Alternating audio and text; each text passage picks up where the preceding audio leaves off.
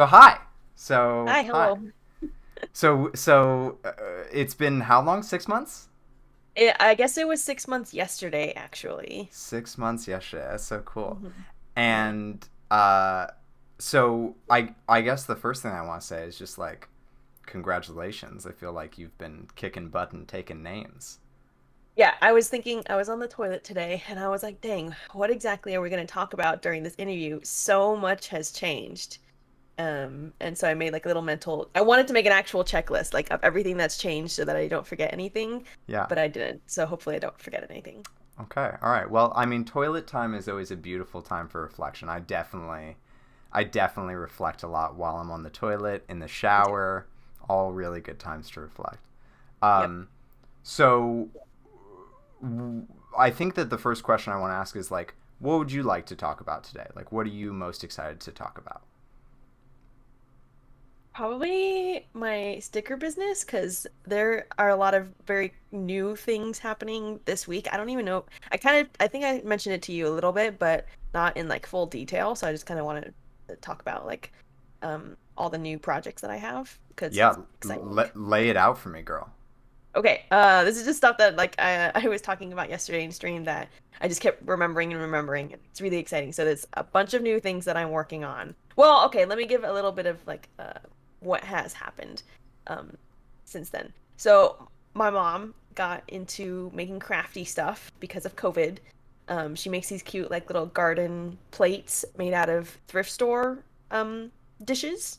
And she makes these like Cool. little garden stakes that have like little jewels along them. And so she's been going to boutiques and like trying to sell them. And so I've been going with her to kind of emotionally and not financially, but I'm definitely doing most of the sales work because she doesn't really know how. And so I've been bringing my stickers to that as well, just to kind of, we have like a whole booth of just miscellaneous craft items. And so that's what I've been doing a little bit and actually like getting my artwork out there in a more localized way, and that's been really exciting. It hasn't been going too well because most of the boutiques are for like older people who don't really know what stickers are used for, like decorating water bottles and folders. Like old people don't do that as much, Right. so that's been difficult, but it's still fun to like get out and try to like just talking to people is fun, especially with COVID like restrictions kind of letting up. So that's one of the new things I've been doing. Because of that, I've been doing a couple like projects for like different charity foundations. So one of them is the Linda Blair Foundation or World Health Organization. No, World. I don't remember the other name, but it is the Linda Blair Foundation for the actress Linda Blair from The Exorcist. And she has a sanctuary out in like Leona Valley where she takes in like dogs who need homes and mostly like bully breeds, so like the misunderstood, like pit bulls, bulldogs, stuff like that, Yeah. Yeah. and tries to find them homes. So a lot of like animal care kind of stuff. Yeah. And so the lady that was running this boutique is one of her really close friends. Go on, Tiny. And so she wants me to do a bunch of sticker designs of bully breeds that that they would sell on their website.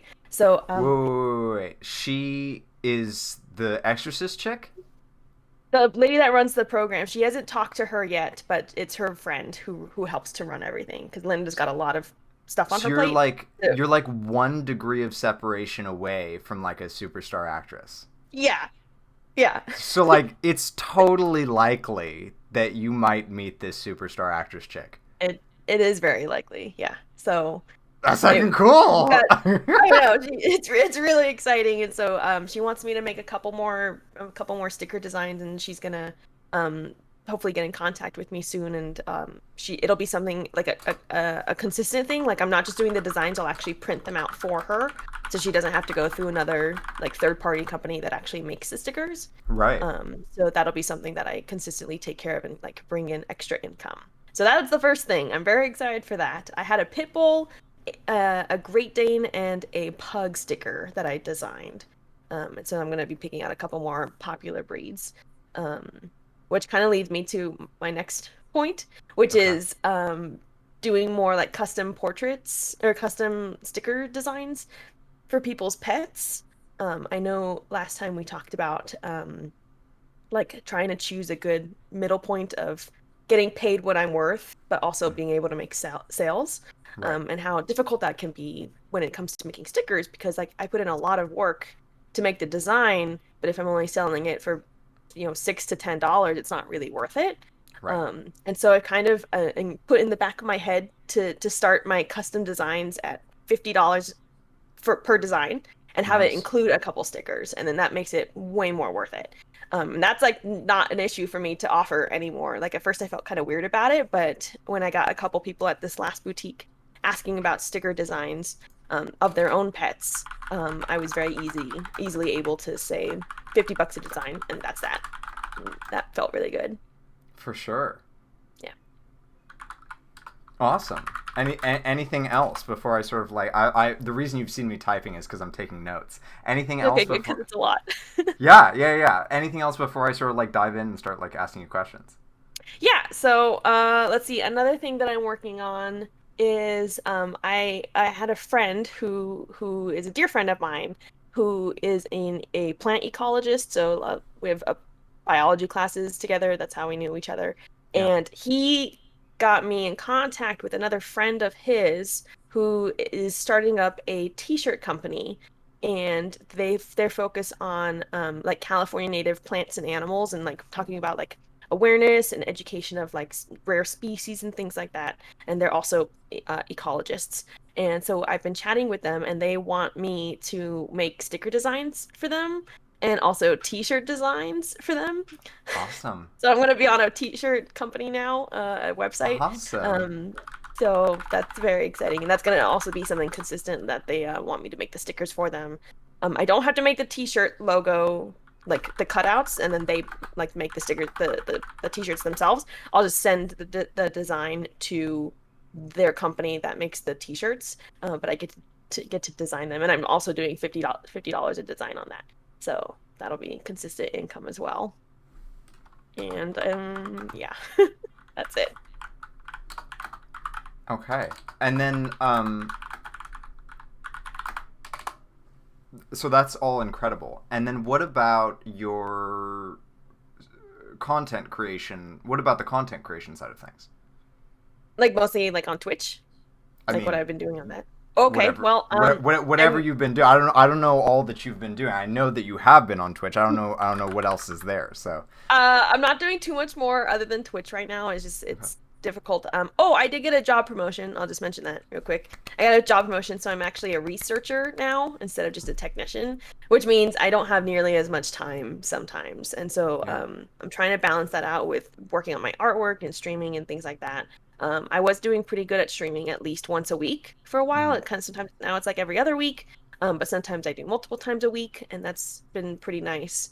Um, I set a little goal for myself on my stream to try to get to 300 follows before this interview specifically, like a little goal like I don't even know what I was at before at the first interview, and I wish I knew so I could see how much I've grown since then. But clearly So I've cool. grown. Yeah. Did you And so reach that's it? been no. I'm at 258. So I Nice. am getting very close. I think I could probably reach it in a couple more streams. Yeah. Um but yeah, that's my next goal right there. Um Awesome. yeah, Devin and everyone have been incredibly supportive with like gifting subs and subscribing and everything. So I've been able to unlock several like emote slots, and so I'm Nice. also trying to work on more emotes for my stream. For sure. Um, my friend said I should try to make my own alerts as well, so that's going to be something I look into. And then I have a couple people asking me to make emotes for them also. So I have a lot of like just little projects I'm taking care of. Nice. Yeah, I mean Yeah. it sounds like you're doing a really amazing job of sort of like diversifying, which is like a fantastic practice in business. Mhm. Mhm. Um, cool. Any I'm echoing. That could be me. Try Hello. Hello. Okay, I think I'm that better better. now. That was weird. Um, anything else before we dive in? Okay, one more thing. Okay. As you can see, I'm in a completely different room. Um, I remember I was upstairs last time, and Yeah. since November, I got to build my own computer. And that also opened up content creation because I was actually able to start streaming non-retro games. And so you're talking about diversifying. Yeah. I definitely have been able to. I play a lot of Planet Zoo. now, and I do a lot of like what I've been wanting to do, like animal education. Like we'll just sidetrack and get on random conversations about the one that stands out to me is whether spiders have gender or sexuality and stuff like that. And then we get into all these different topics about like sexuality in mammals and primates and like non-mammals and things like that. And we just get into all these cool tangents, and that's been really, really enjoyable. And since then, I joined a Discord group called the knowledge. What are they called? The Knowledge Fellowship, and they're a bunch of educator streamers who stream like their lessons and what they know about as experts in their field. And so that got me really excited about going into more education. Totally, because you have sort of a like a model to follow, so to speak. Yeah, Like, these people like they have PhDs, they're teaching their regular classes on Twitch. I follow a bunch of I didn't even know science and technology was like category. a category on Twitch. And that like Yeah. blew my mind. I started by following a random paleontologist on Twitch who Wow. just talks about dinosaurs all day. And then I got introduced into this group when I said that I was an educator as well. Um, it makes me feel a little scared though, because like I said, all these are like masters and PhD streamers, and here I am with just a bachelor. So it's like, am I really qualified to teach this kind of stuff? But not. I mean, like, yeah, like I know stuff. Not Yeah. I'm not an expert, but like I know some things that can help in conversation.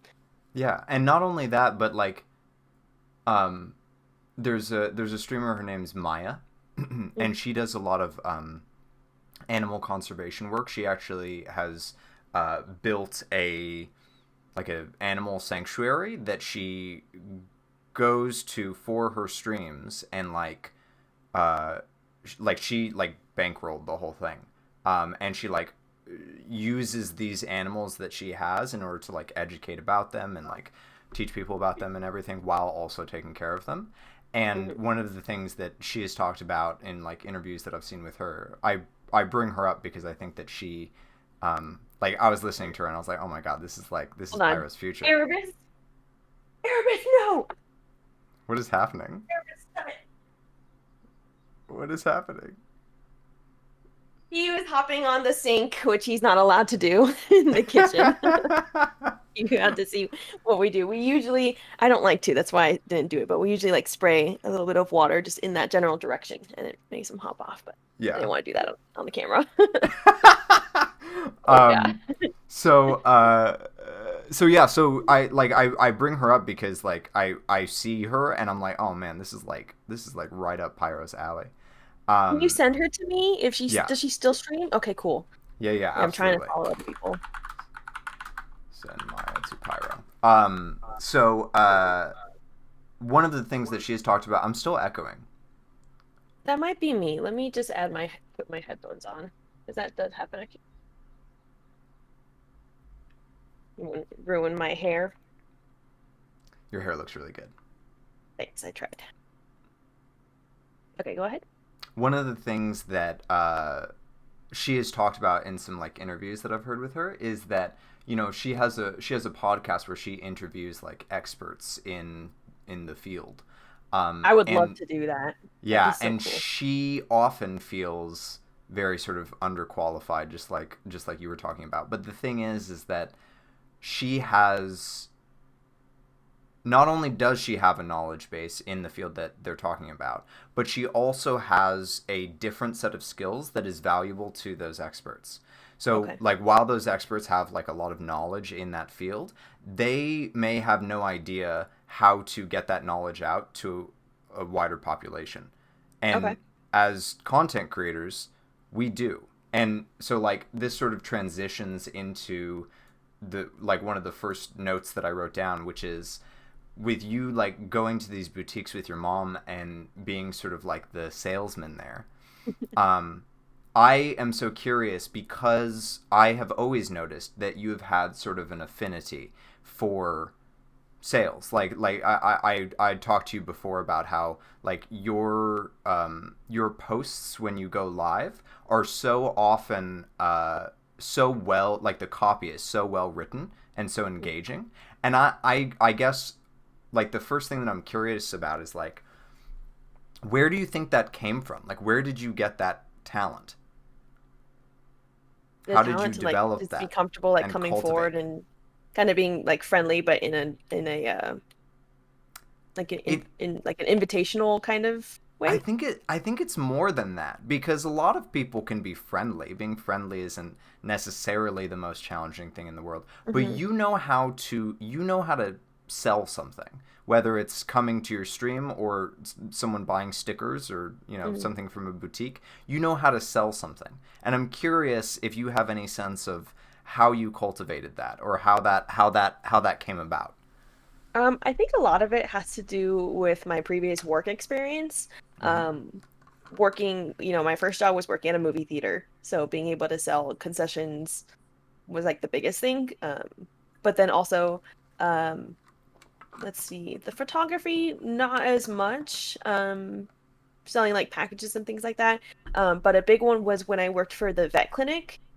We had a little thing, so we would drive from Petco to Petco. So we had like 40 different Petcos in LA County and even down to into Ventura County as well. And each store had a yearly rate, like an average rate that they would hit for their sales. And so like if you go to Beverly Hills, the rate that people will spend on their pets is going to be way higher than in like Van Nuys, just Right. because people can afford to spend more money on their pets. And so, depending on which store you went to, you had a rate that if you beat, like if you encouraged and almost like incentivized people to buy more flea medication or grab that extra microchip, like all these little things to take care of their pets. First off, it's taking better care of your pets, but also it's increasing the rate that or the amount that people would spend. Mm. If you beat that annual rate, we would get a cut of that. We would get $15 per store. And so there were days when obviously it still depended on the parents spending the money. It depends on the customer wanting to listen to your sales. Mm. But you could hit 45, you could hit three incentives for all three stores and get an extra $45. So I think that's where like I got the push Okay. to try to get incentivize people to sell without sounding like a car salesman. Like, yes, I'm going to get a little bit of incentive, but also this is more just to help your pet. And a lot of times people just didn't know what things they needed to do. Like they didn't know they needed a microchip. They didn't know they needed flea product. And so it was combining like me getting the incentive, people getting taking care of their pets, and then what was the third one? And me bringing education like awareness to the parents as well, because a lot of the times that people just didn't know about that. I think that was a big helper for gaining that skill. And So then you also, mm, go ahead. Go ahead. oh, just the last thing, the last skill would be me working at the wildlife center, Mm. where not everyone was allowed to do this. I asked to be trained on this, but I actually got training to do like the office secretary work, Right. where I'm answering phone calls, I'm doing sales tickets, I'm doing like concession stuff, and because of that, you encourage people to try to get to buy like the little experience packages where people buy to pay to like feed the porcupine or feed the giraffe, things like that. So Right. you have to be willing to kind of sell on that as well. Like I said, without sounding like a car salesman. So I think because of all of that experience, that's why I'm comfortable like being friendly, but like educating and not convincing someone because that sounds bad, but just like helping people to see something they might not have seen before. Yeah, and so you sort of took the next question out of my mouth, which was going to be, like, what is it that you do? And I think it, like, if I can just sort of like repeat back what I Mhm. heard was like, uh, the difference between someone who is just like a car salesman and someone who is like authentically good at sales is that like you actually believe in what you're offering. You actually believe that it's going to benefit the person that you're offering it to, like provide them some value. You put like a super high value on education because like half the battle is just that like people don't really know what they want. And so being able to like educate them about it, just having that education is a huge plus to like getting them to actually like make a purchase or like come to your stream or like whatever. And then what was the last thing? Is there one more, or did I get it? Well, it kind of depended on the job, but yeah, educating. Like I and like I like you know me, like I love educating people. Like even if they don't buy it, at least now they know the next time, like Right. oh, they can consider it. Be like, you know what, I did hear that microchips are actually really helpful for their pets. Yeah. I think that's like the biggest thing. And then like taking care of their animals, and then uh, I don't know what the last one Yeah. was. I just think that you have sort of you have sort of naturally stumbled upon what I forgot to clip in my headphones. You have sort of naturally stumbled upon what I recently uh, read about, which is that when you make a sale, you're not actually trying to offer the customer what they're asking for. You're trying to offer the customer what they actually need. So like the example in the book that I read about this was when somebody comes in asking for a hammer, they don't actually need a hammer. What they actually need is holes. Like they actually need something that is going to make holes in walls. And so as a Hmm. salesman, like it's your job to sort of like educate them on what the best possible thing is, because Hmm. if you just sell them a hammer, like they get a hammer, they leave, and they have an ordinary experience. But if you like for another example that he gives is like, if a father comes in to get like a bike for his son, and you take the time to find out a little bit about his son, and instead of offering him the most expensive bike that would make you the most money up front, you say like, hey, like, your kid is probably going to grow out of this bike in a couple of years. Your kid is he's probably going to bang up this bike a bunch because he's brand new. It's he's probably going to there's probably going to be some tumbles on the bike, and you get him a better deal on the bike. All of a sudden the next time he needs to get a bike, like the first place that's going to pop into his head is like that great experience that he had where Hmm. instead of selling him the most expensive product, you sold him what you thought was actually the best product for him. And so that's really what I'm hearing from you too. Yeah, yeah, I'm really glad you brought that up. It reminded me, I totally forgot that I would do this. When I worked at Vetco, I'm just gonna toot my own horn a little bit. Like Please, that's what if this it was a, interview is all about. I love it. If it was a slow day, for example, obviously if it was busy, I didn't really have the time for this, but if it was a slow day and I had someone else to like work the booth that we were at, the vet clinic that we were at, what brought me the most fun and joy was getting someone who had just gotten a dog, especially like a puppy or something. Because when people get puppy, they don't often do all the research into what it takes to own a puppy. It's a lot of They just work. think, I got this for my 5-year-old daughter, and I need to, get the vaccines for it, whatever. And that's all they think that they need to do. And so what I would do is, I would provide them with, I don't know, an extra t 10 to 20 minutes of all the things you need to know as a new pet parent, including where to get training done, where to get grooming done, all the different chew toys you need, all the different, like the best kinds of food, all the things that didn't even pertain to what I was doing. I would provide them with that. I would walk around the store with them because it got to a point, all the Petcos have the same items. It got to a point where I knew where everything was located and I knew what the best things were based off hearing what the veterinarian would say, because sometimes the vet would go out with somebody, but they're usually busy. So I learned what the best things were for a parent, depending on the dog type, depending on how old they were. And so that brought me a lot of joy was being able to help parents and know that they're making good choices for their pet. If they pick out a puppy chow brand versus like science diet, the science diet is the way to go, but a lot of parents don't know that. They think because it says puppy chow and it's got bright, colorful colors that it's the recommended brand. But it's like, no, you want the boring brand, and that's the one that's gonna help your dog live longer, stuff like that. So I would always like I helped parents a lot, and they would be so happy that they got so much extra help that they wouldn't have gotten otherwise. And Yeah. then I'd even do a little thing extra where I would tell them to go to the front counter and tell the store rep that they got a new animal, and they get this little booklet that's got like hundreds of dollars worth of coupons for their pets, for the food, for the toys, for the litter, leashes, whatever, and that would make them feel happy as well. So they felt like they were saving money while also getting the best care that they need for their pet. And so Yeah. that made me feel good. Pyro, so like there's sort of I I I'm more conscious of this mindset that I have now than that I was in our last interview. That there's sort of like two things that I'm doing during any of these interviews. Like the first one is like trying to provide value to you, and that's really my like top priority.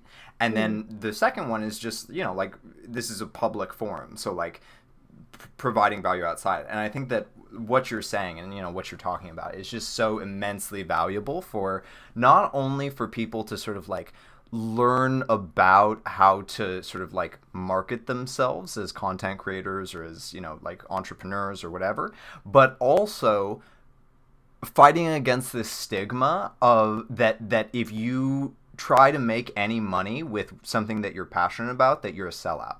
Because I think that it's very clear from the way that you're talking that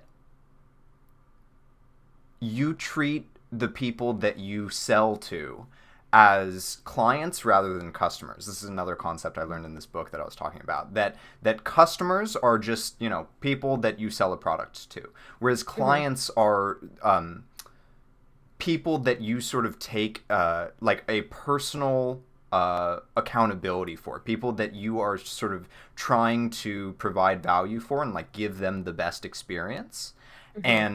And like it's your job as the like agent or like as the whatever, the salesman, Mm-hmm. to to sort of like protect them from like lack of knowledge and like all of the like like you were talking about, like the sort of salesy like pet food, all of the like distractions that are out there. Like it's your job to provide that, like to sort of guide them along that path. And that, I Mm-hmm. think that is such a noble pursuit, one, and two, also makes you so much better at being a salesman or selling your product or like whatever. Yeah, I feel like keeping it out of your mind that you're gonna get the incentive. Like there were so many times that we didn't get the incentive, and that kind of sucked at the same time. But knowing that you provide someone with a good experience, I feel like is far worthier.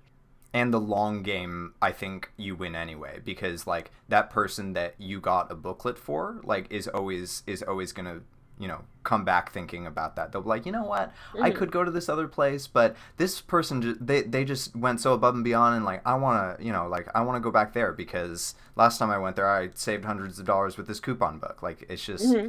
yeah, I think that's Yeah, really cool. and we would get these pet parents, especially with puppies. They come back every month for their vaccine, and not every time, but oftentimes, we get the same scheduled like stores to go to like a month later or something like that, or if it was like Yeah. my specific store. Like I often went to the store in Santa Monica that was my store every Sunday, and that was amazing. I was friends with the groomers. They were very sweet. But coming back a month later and seeing how, oh, the puppy's grown, they're there with their family this time, and like they remember who I am, and it's building that relationship even as, like you said, as a client and the store rep or whatever, whoever I am. Yeah. There's a relationship there, and they're more likely to listen the second time or something like that, or ask for some extra feedback. And that makes me feel really nice that like I was listened to. And it's all about taking care of the pet and knowing that the pet's getting good care is Yeah. Yeah. number one. Yeah. Absolutely. Um, Cool. Okay, so that was our first bullet point. That was only the first thing that I wrote down. So, um, That was a long way. I can't believe how much we talked about animal care instead. well, I think that it's a sort of larger concept. It just happens to be contained within animals because that is very Mhm, much your brand, which I want to mhm. which I want to talk more about as we get to it. But Okay. um, uh, the next sort of bullet point that I wanted to touch on is the charity work that you've been doing. Mhm, Um, I think that like in terms of your brand, and again, we'll delve into it more. But I think that charity work, and I think we talked about this a little bit in the first interview, I think that charity work is just sort of like right up your alley and sort of fits perfectly into like what you're trying to do. And so I'm so happy to hear that uh, you are sort of getting into that. And I wanted to ask if you have any sort I love I love your like Like, y- wait, I yeah, have something to say too. yes, Mr. Tentacle, how can I help you? Keep talking about it. um uh I want to ask if you had any sort of plans to incorporate that into your content creation as well. Yes. Well, okay. First off, I forgot to mention another cool, exciting thing that's happening. So I'm doing the Hit charity me. work for for the Linda Blair Foundation. So those will be like bully breeds, dog breeds, and domestic animals, things like that.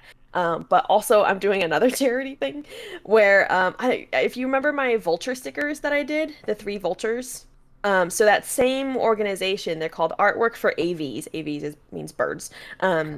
Every year they focus on a different bird species that they're trying to donate money towards conservation. So last year they did a vulture conservation group, and all the money from the raffle tickets for all the artwork that they received. So it was a bunch of people submitting artwork, and then you buy raffle tickets, and then you get a piece of artwork. So I won a piece of art from somebody else. Cool. But one of the things that they would also get is one of my vulture stickers. So they got like a 2-for-1 basically. So I'm doing the same thing for the same group this year, but instead of vultures, they're focusing on parrot species. Cool. So I have 3 parrot species I'm going to be designing and making stickers for. So it'll increase like my exposure and whatnot. That's So yeah, I'm awesome. doing two different things. That's awesome. Yeah. Yeah. So, So with relating to content creation, um, definitely I'm going to be doing more art streams with that, with mm, both, with all three actually, with the bully breeds, with this t-shirt design company that I think will help with kind of giving them some traffic as well. You know, me talking about it, me promoting it as well. They're very introductory, so I think it'll be really beneficial to kind of get their name out a bunch. And then also the bully breeds as well. And I think that'll help in general. I don't know, like I don't know if I'm like also donating a portion of, or not donating, but like a portion of my sales will go towards the foundation. We haven't talked about anything like that, but I mm. think at least the creation itself of the designs I think is going to be really important. Yeah, yeah, absolutely. And the exposure that you're giving them by streaming it and everything and talking about it. Yeah, So absolutely. this was like a separate bullet point, but I think that it's flowing so well that I can just sort of like combine it in. That I had written down like getting involved with businesses and charities like this. Like you are so sort of naturally setting yourself up for like partnerships essentially, where your content creation can be sort of supplemented by your partnerships with these companies, where like these companies that you really believe in, that you've supported and that you've contributed to, all of a sudden like having discussions with them about, you know, hey, for this t-shirt company that I'm a part of, if I, you know, advertise your t-shirt, could I get like a special code to use, and then if Mm-hmm. people use my code, then I get, you know, like a 10% cut or whatever of like of each sale that I make. And that like affiliate ships and sponsors and things like that are such an like an important part of like sort of like the, I don't know, revenue process, that I just think that it's amazing that you're sort of naturally already doing that, because most of the time it's a lot harder for small streamers to get into things like that, and the ones that they do get into are very sort of like blanket, you know, like they're not Mm-hmm. specific to what they're doing. So Mm-hmm. like, you know, everyone has a humble bundle link, you know, like everyone and their mom Like has you a humble do. bundle, myself included. Mm-hmm. But what's so cool about yours is that it is so incredibly specific to you. So, like, another example of this that I can think of is that there are some streamers on Twitch that have fantastic beards. They just have glorious, beautiful beards. And so they have gotten sponsorships with, like, you know, like beard lube companies and like, you know, companies that help take care of that. And it's a big part of their brand and what a lot of people like their sort of hook, what people come there for initially, and Mm-hmm. therefore people are much more interested in it, in Yeah. engaging with that product. And so I think that you are just you're just lining it up, girl. I'm so excited. Me too. And like when I think about like joining these companies and everything like that, like I don't really even think about the money aspect, and maybe I should be, and I am to an extent, like, when I'm with me increasing the prices of my sticker designs and everything, but I more so think like I just love getting my artwork out there to begin with. Hmm. And with this new company, the t-shirt company that's just now starting, what I'm excited for is just being able to help them like grow their business and kind of like have success with that. And that's what makes me happy. I feel like in that way, I feel very humble that humble bundle. Like I'm just trying to see them succeed. And I don't know, I like that. What is It's like it it's like that with the whole pet parent. It's the whole pet parent thing. Like, yes, I might not be making as much money or I might not be getting my incentive, but them going home at the end of the day with a healthier pet or with the right products that they need, like that's what makes me happy. yeah, yeah. And what is it about? Because I think that, human beings, we're all suckers for animals, like the I hope so. we heckin' like people can get their head chopped off in movies, but as soon as like a puppy gets kicked, we're like, ah, no, like it's so much worse. Yeah. um so with like helping people succeed in their businesses, what is it about that for you that is fulfilling? What does that do for you? I think it's the fact that it's a small business. It's a very local. It's just now starting out. It's like I don't know, like I would want someone like if I had the ability to have someone help me with that, that would have been amazing because it's really hard as like a small local first time artist. It's really hard to make a living because you want to make sure, you're working with other companies to make your t-shirts, to make your products. So you're spending money on that, you're spending money on the website, and it's like you're gonna have to feel like you have to charge more for your content or your product. But you don't want to lose sales because of that. That's how I felt when I was starting out making stickers, and I'd sell them for really little because I felt like no one would buy them otherwise because people didn't know who I was. They were just stickers to begin with. So it's like being able to help a business like take care of that, like by me not charging them, hundreds of dollars to make a design, but still show them support and have other people like give them traffic and sales. I feel like I don't know that that's helpful for a small business person or business in general. So what I'm hearing you say is that you you really value help that like you really value help that you've gotten at like in your small business ventures, and so sort of like um when you see an opportunity to provide that for someone else, it feels really good because like exactly what it's like to sort of like be in that position.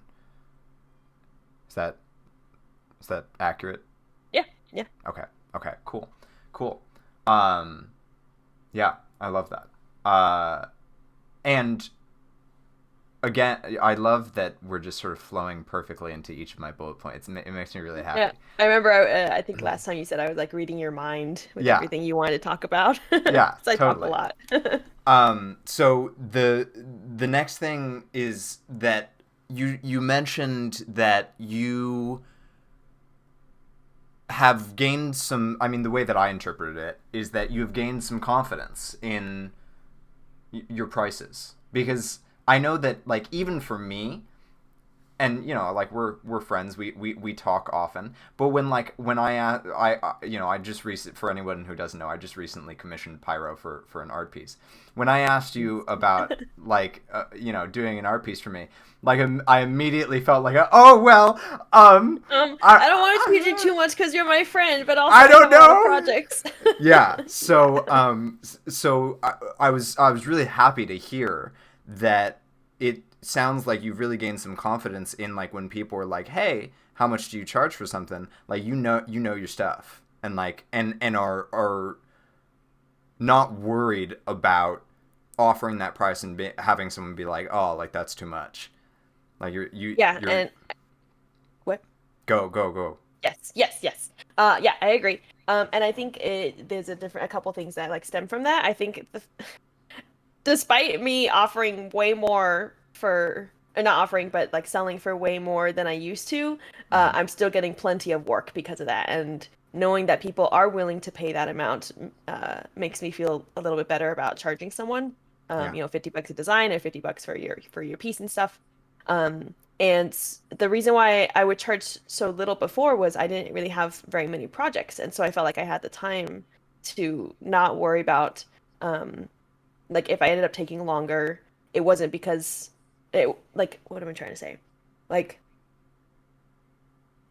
let me start over. So, yeah, I didn't have a lot of projects. And so it wasn't really a lot of like if I didn't wasn't making a lot, it wasn't a waste of time because I didn't have anything else to occupy that time, if that makes sense. So the fact that people are willing to spend a little bit more money or what I'm offering, um, yeah, I don't know why I can't finish this thought. If I can I don't know help? if it's making sense, please. Yeah. Do you Okay, see what I'm trying to say? I think so. I think so. Okay. I think that originally what you were doing is you were trading time for exposure. So you had a lot of Hmm. time, and so you were able to sort of like you were able to offer things for cheaper because you could use the extra time that you had to get some more sales and get some more people like interested, get your art out there, etc. And now that you are more successful and busier and just sort of in general leading a a big grown up life, you don't have that luxury anymore. You're not able to trade your time for cheaper products anymore. So and I think that this is something that happens in general, that as you get more successful, you have less time, and so you're not able to trade that time like you used to be able to. And I think that it's actually a really good principle to keep in mind, that as it starts out where you're investing a lot of time for less return, and as you get more and more successful, that ratio shifts. And so I think that you are sort of in the process of experiencing that shift, where all of a Yeah. sudden you're like, okay, I don't have time for this anymore. I have to charge more. And what's cool is that you're seeing that when you do that, you actually sort of open up a whole new market. Because instead of getting the people who are like, I have no money, I can only pay this much, etc., now you're getting people that are like, hey, I have cash money and you charge a lot of money, so you must be worth it. Here's my money. Do it. Yeah, I think And that's excellently put. Thank you. I That's exactly what I wanted to say, but I didn't know how to say it. But yeah, absolutely. Like I don't have a lot of time to do things for free or do things for very little. And as much as I would love to, like I said, because of my promotion, because of just my work and like all the other projects I have, like I could afford to work for less, but I shouldn't have to. I remember when I kind of first started doing my designs, I would charge very little, but treat it as like a learning experience for like me practicing the art itself, like in Photoshop, and especially streaming that. Like that was like my exposure, and that was like the benefit of me working for cheap is that I would still, it was a learning process. It was me just practicing things like that. But being able to, but like having, being confident in the actual artistic skill, um, I don't have to think about that, like what you said, the exposure aspect anymore. I'm thinking about just the product itself. yeah, and not only shouldn't you have to, but you don't have to. Like I think that that's a really important point, that it's not even like, I shouldn't have to sell my art for this cheap. You don't have to sell your art for this cheap, because people still buy it when you offer it for more expensive. And I think that's Yeah. really cool. I think one of the most significant I have a section in my notes here that's called achievements, and I think Mm. that one of the most significant achievements, even more than designing stickers for a superstar or getting to 258 followers, is the fact that during the first interview, you were you were a baby artist. You were this artist that was like, are you sure it's okay if I charge more for my stickers? And you Yeah. had these people in your life that that you really look like your sister, that you really like Hmm. look up to and respect, saying like, Pyro, like, you're really talented, you need to start offering more. And you had Hmm. me being like, yeah, they're right. And I'm um, like, but wait, I don't want you to but be I right. I don't want you but to agree I with them. but I'm scared. And Yeah. now you're coming into this interview and you're like, I did it and it freaking works. Like I think that it's just such a huge testament like it's such a huge testament isn't the right word, precedent for artists that are selling their work for less than it's worth, that Mhm.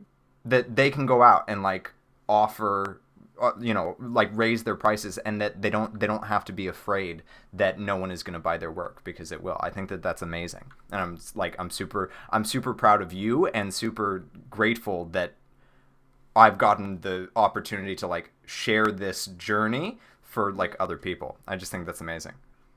Well, thank you. Like, I think without that talk, without the last interview, like I might have considered raising my prices a little bit, but it definitely would have felt awkward.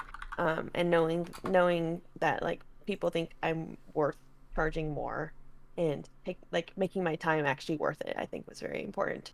Um, to kind of like convince myself. And just sort of, I don't know, from a cheesy emotional standpoint, Hmm. like, I don't know, when you said knowing that I'm worth it, that, like, one, I feel like I heard some emotion in your voice, and two, like, that hit me. Like, I felt feelings when I heard that. I'm feeling feelings right here, right now. Yeah, yeah, yeah, exactly. Because I think that whatever kind of art we engage in, whether it is content creation or whether it is, drawing, painting, whatever it is, I think that art is really just sort of like activity plus passion. I think that what we are putting out is some sort of extension of ourselves. And so when people, and I think that money is a very simple way to show value, to say like I value this. It's sort of like a symbol for value in our society. And so when you raise your prices, you're not just making more money. You are getting a literal representation that people value you. And I think that's really beautiful and amazing. Yeah, like everyone says, money's not the most important thing, but like money can show like especially for artists, like the whole like starving artists kind of thing, like you shouldn't have to suffer for your art. And knowing that people feel the same way and they're willing to support you through that is incredibly important. Yeah. Like you could be buying somebody's food for the next 3 days with buying a piece of their art at maybe something that you might not normally pay such an amount on, but knowing that you're supporting them that much more is like I'm sure they feel just as gratuitous, you know. Yeah. Yeah. Um,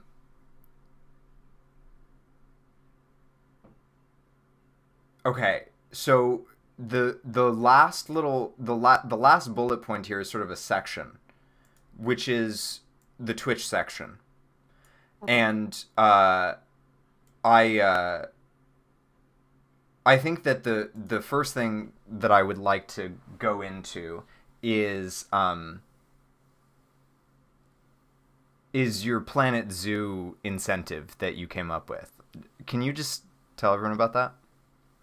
Yeah, this is something I wanted to do way before I started Planet Zoo. I know that like a lot of like beginner streamers do something. Well, I mean, even like the big name streamers sometimes will do this, where to incentivize subscribers, they give them a present, or like there's some streamers that will like write someone's name, the subscriber's name on their arm or on their body somewhere, or my a couple of my friends, they do like the little avatar characters that are on your screen, Mm-hmm. or a sound effect or an intro, something like that. And I wanted to do something different, that also showed my support. And I feel like it kind of goes back into the whole like investing time, but it's video virtual time, so it's different because while I'm working on the enclosure, I'm still streaming, and so it's like a two for one.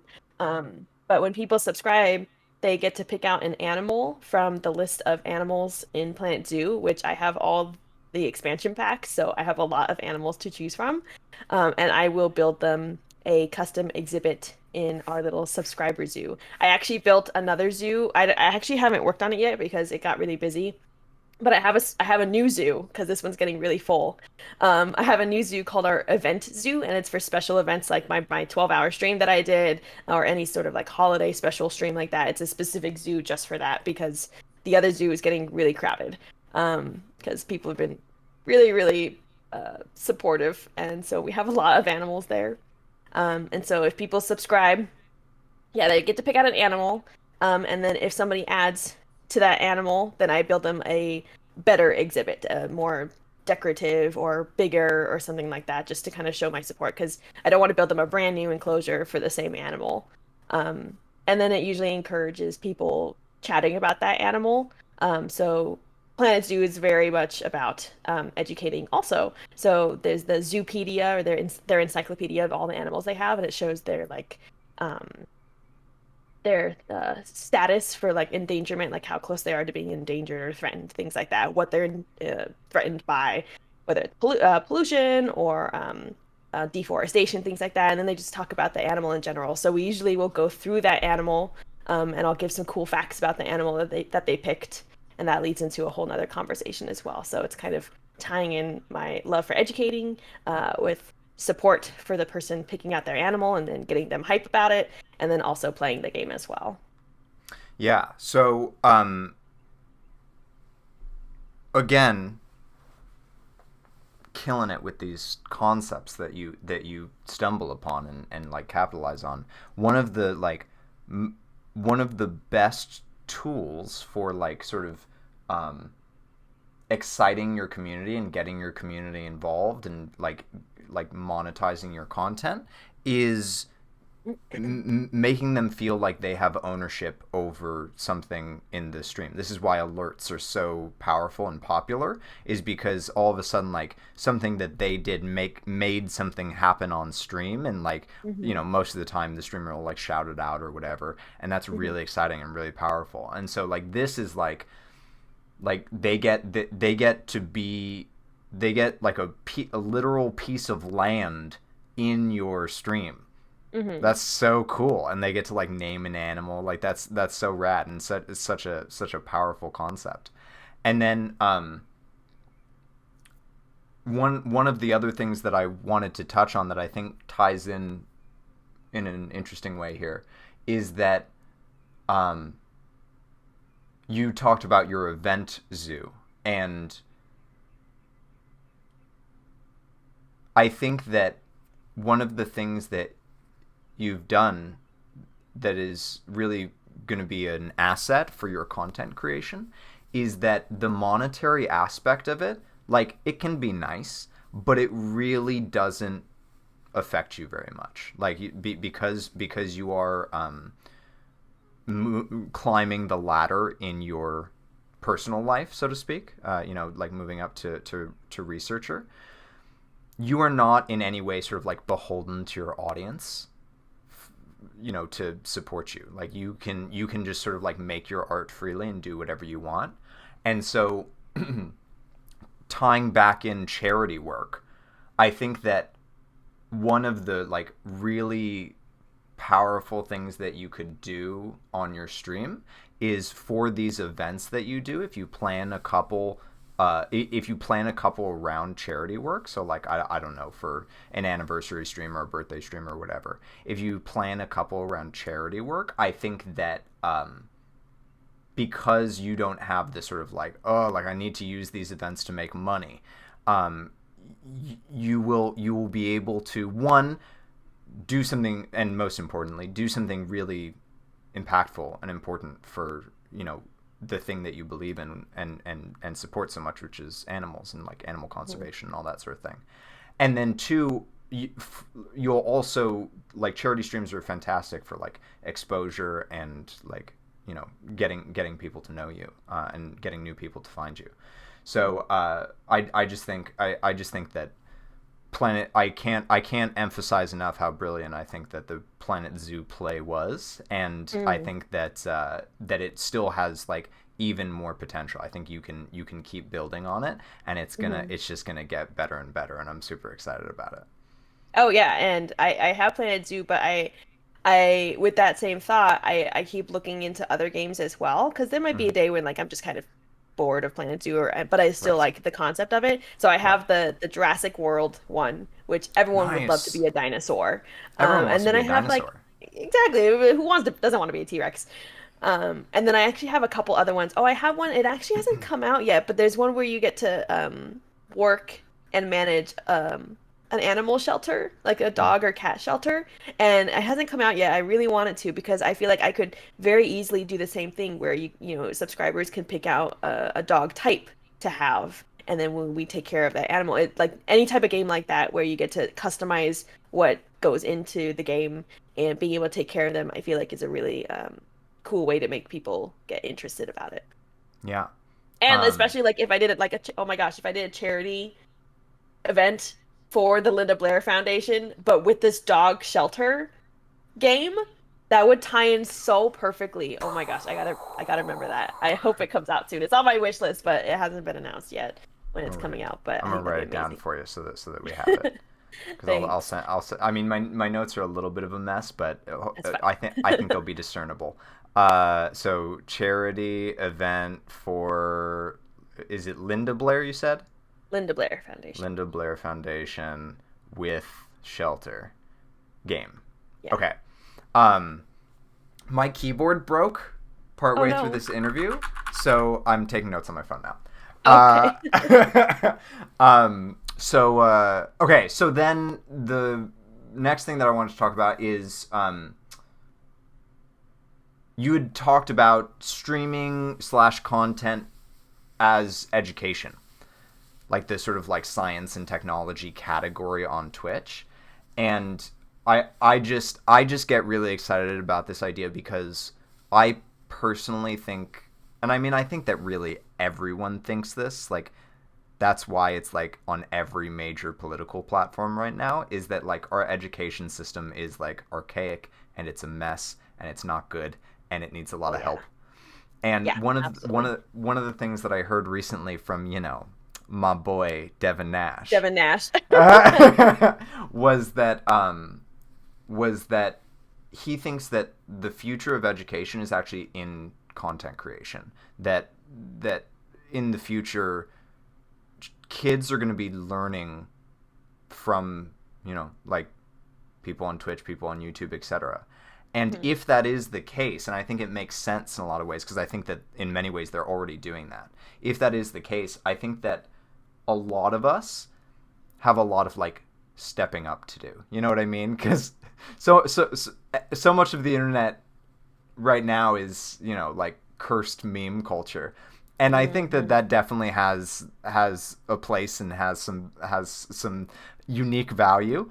But I think that it's really important to sort of like continue to talk about and highlight this idea that I think that we're really sort of like looking at the future of um, what education is going to be, and Mhm. I just love that the way that you are building your brand seems to be really focused around that.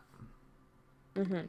Absolutely. The paleontology streamer that I follow now, I don't remember if it's him specifically, but all these other education streams that I follow were telling me that like people, especially because of COVID, like everyone is doing their lessons on Twitch now.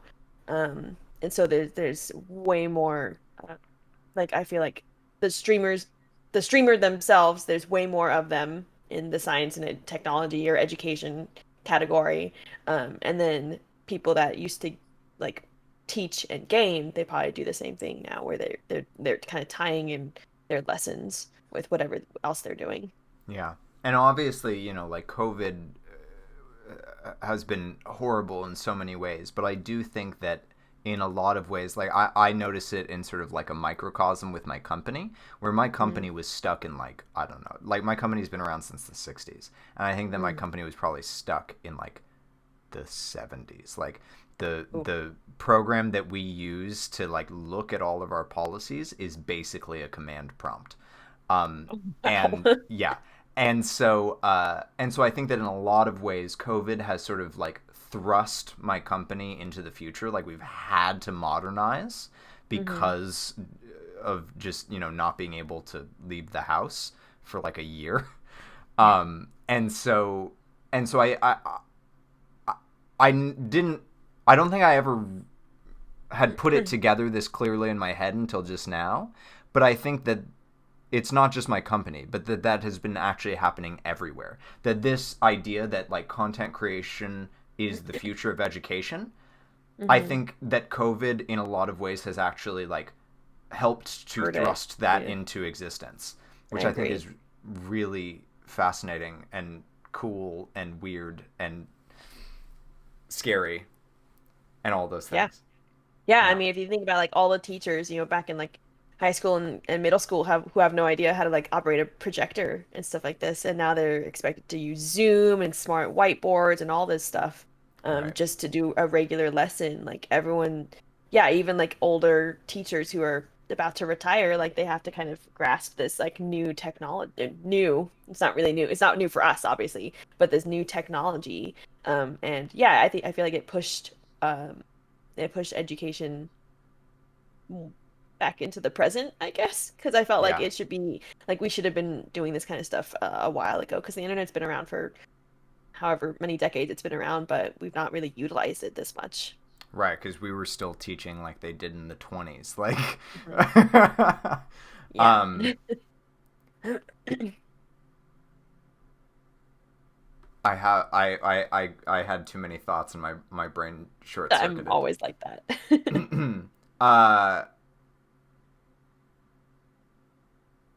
okay, so I had laid out before we started, like I wanted to ask you like what you wanted to talk about today and like sort of like let you lead and see where it went. But just in case you were like, I don't know, I put together sort of like a little itinerary. Checklist. Okay. Yeah, a little checklist. And so one of the things that I wanted to touch on is what are your like goals going forward, if you have any. Like what is it that you're looking to do? What is it you're wanting to accomplish? In all aspects, not just like content creation. Sure. Okay. Well, Whatever is sort of at the forefront for you right now. okay, well, one thing I'm trying to look into, I think I'll probably do it on my next paycheck, which I think is next week. I'd really like to buy an iPad Pro. I know I don't like Apple products that much. I know you love them, but I really want it for the Procreate, and I Right. know it's like the way to go. And I don't know if I can mention like that I'm gonna be like with your parents, like that Yeah. whole thing. Okay, cool. So like now that I have this position and I'm gonna be down at the lab way more often, I'm gonna start staying at your parents' house. They are very Yeah. excited. Your dad and I were chatting a bunch the other day. So They cute. live really close to my work, so that's exciting. And I don't know if you heard but about Eric and Laura Oh, that they are moving into that the like they're similar moving down to neighborhood. Oxnard. Yeah, Yeah. they're moving like down the street too, so I'm gonna go hang out with them. So since I'm gonna be not as not home as much, I've done two things. I'm gonna buy an iPad Pro so I can do Procreate and make stickers much more easily. Like it almost makes me wish I could like take the train to work so that I just have more time to just draw and not Mhm. have to actually drive. I wish I could do that. But then just like being down there, uh I won't have my laptop to play games, so I won't be as distracted, so I can actually be really creative. I can bust out designs left and right and just get back into doodling. I don't doodle anymore, and I think it's incredibly important to just make art for myself sometimes, not with Totally. the intent of selling it. Yeah. Um, and I'm having my dad reset, like hard reset my laptop because my laptop is still a really good laptop, and I put an SSD in it, and so I'm gonna be able to have that as well if I need to do more like Photoshop work. So that's like the first thing I want to do is get that iPad Pro so I can start doing that. How close Um, did your birthday stream get you to that? it got up almost $200 Nice. actually. That's awesome. Yeah, and like I said, like I wasn't doing the stream. Like it would have been. It's amazing that people were willing to donate, but also with my new job, like I didn't have to depend on that. It was Totally. just to kind of help out a little bit, so that makes me really happy. Um, that's like the first thing I want to do. Um, and then I found out that with the iPad Pro, you can use it as a stream deck. So that'll Yeah. be exciting for stream in general because I don't have a stream deck, so that can really help make things a little bit more seamless instead of using my stupid little G or F keys right there. Um, Absolutely. You can also I just like hot tip, if you have any old like iPhones or anything laying around, you can also use those as stream decks. I do have my old iPad, but it's an old one. I don't know if it would work, but I'll have You to look should into check that. out the That'd be really compatibility nice. because it's not Yeah. a super intensive program. This is my old iPhone, Uh, and I'm not sure how old it is. It has a fingerprint sensor, so it's relatively old. okay. Because now they're all Face ID. But anyway, Yeah. and it works perfectly. So it doesn't. Okay. It's not super intensive. But anyway, go ahead. Oh, good to know. So, um, so with stream, my work is still kind of the schedule is just kind of weird. We are hiring someone else so that I don't have to ever go to CSUN except on days that we have like I don't have to go to the vivarium specifically where we house the rats unless we're doing like a test there. Most of the time I'm gonna be at the lab.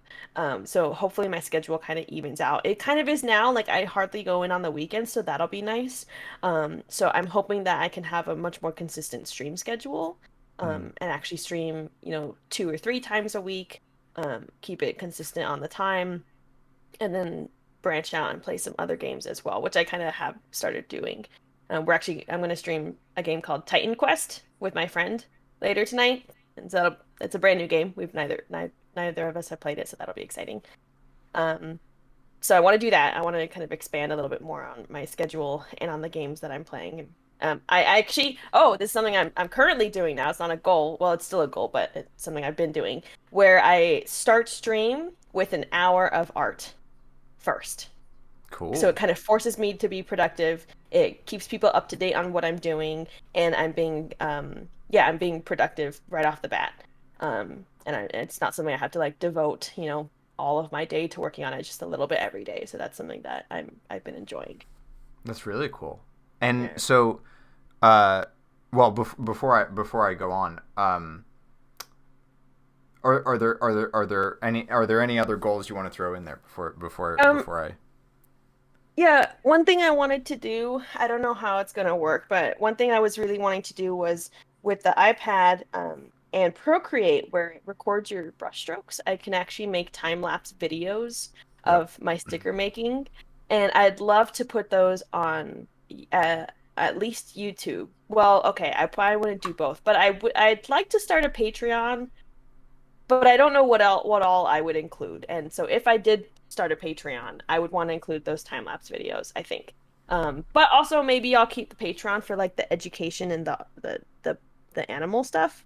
And then maybe I like do my YouTube for like my arts. I don't know. I don't know how I do it, but I wanted to at least have that content available. So that's another reason why I want the iPad. Okay, so you said Patreon. Yes. So you've unleashed the beast.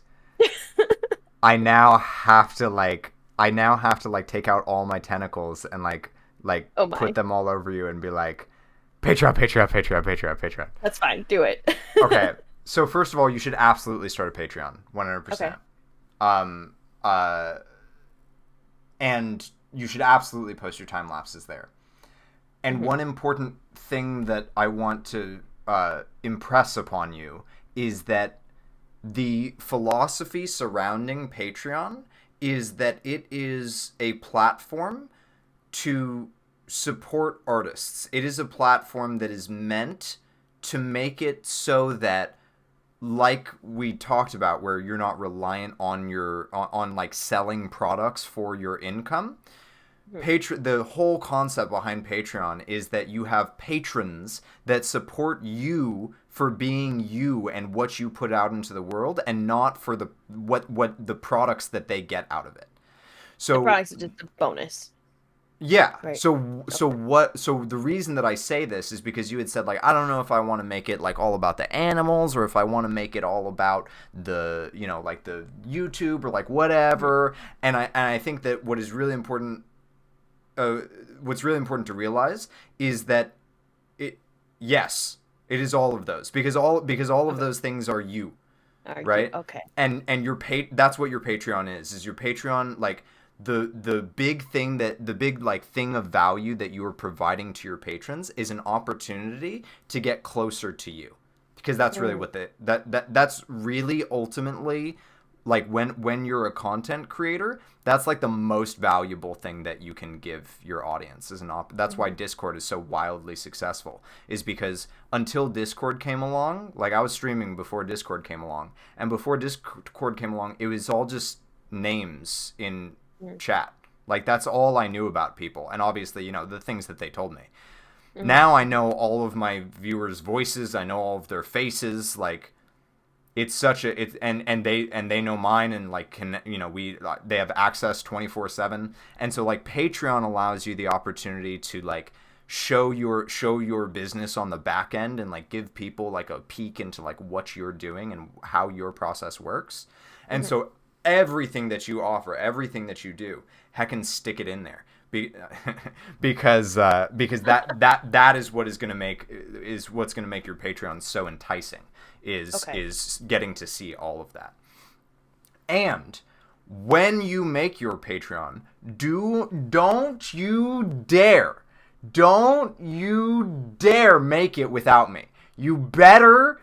Okay, thank you, because I was like, I don't know, I don't even know how to do it, and I was gonna say I probably need to look at a bunch of other people's, but you better tag me in Discord at any time of day or night and say, Tech, we need to set up an appointment where we sit down and we map out our Discord. I'm about to do this with Living Loopy, who just a quick plug. Discord or Patreon? Made this Made this little so plush. Cute.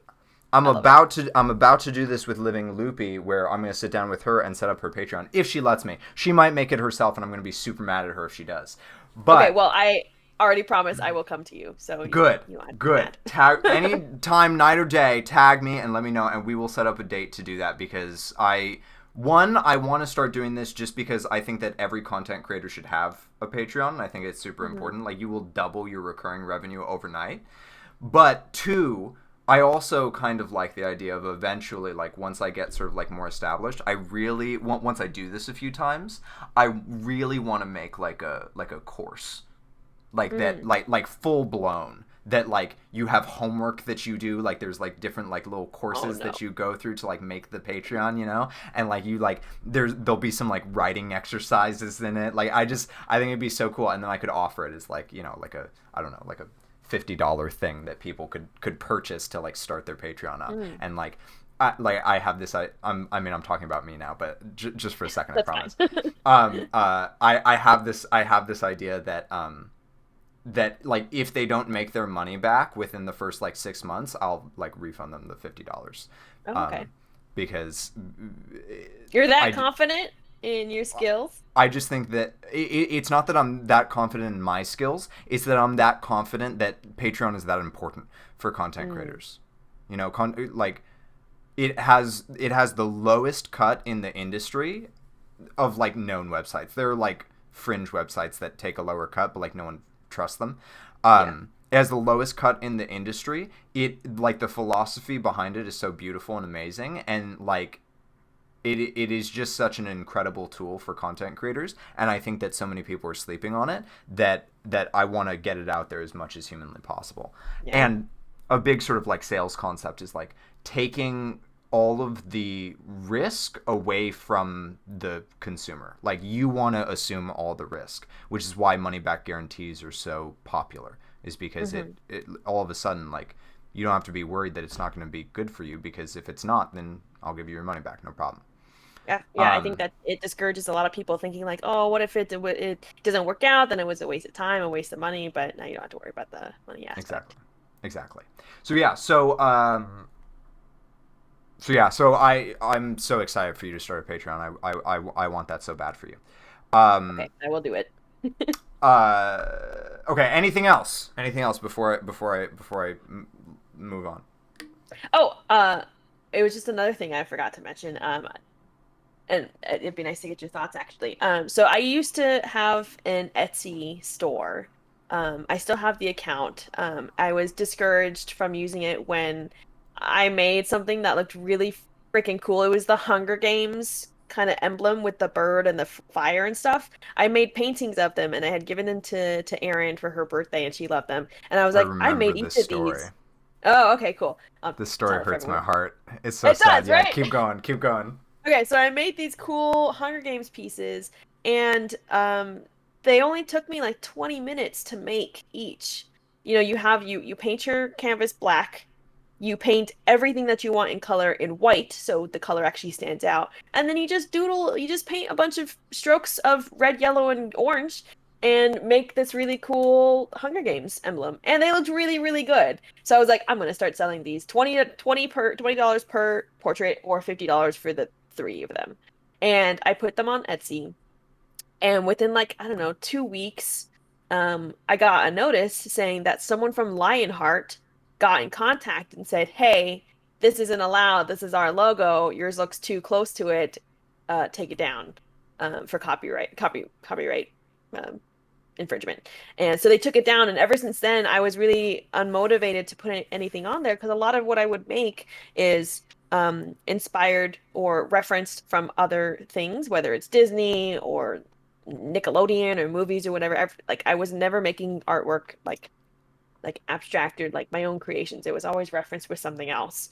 And now that I've kind of definitely strayed away from that, and now I'm doing like just sticker creation where it's just an animal. You can't copyright an animal unless it's like a specific like picture that was released of that animal or a portrait or something like that. I feel like I want to start doing that again on Etsy with my stickers, with my jewelry making, because I forgot how much I enjoyed jewelry making until I did some for the boutique. Yeah. Um, and then anything else. So yeah, I'm gonna start doing Etsy again.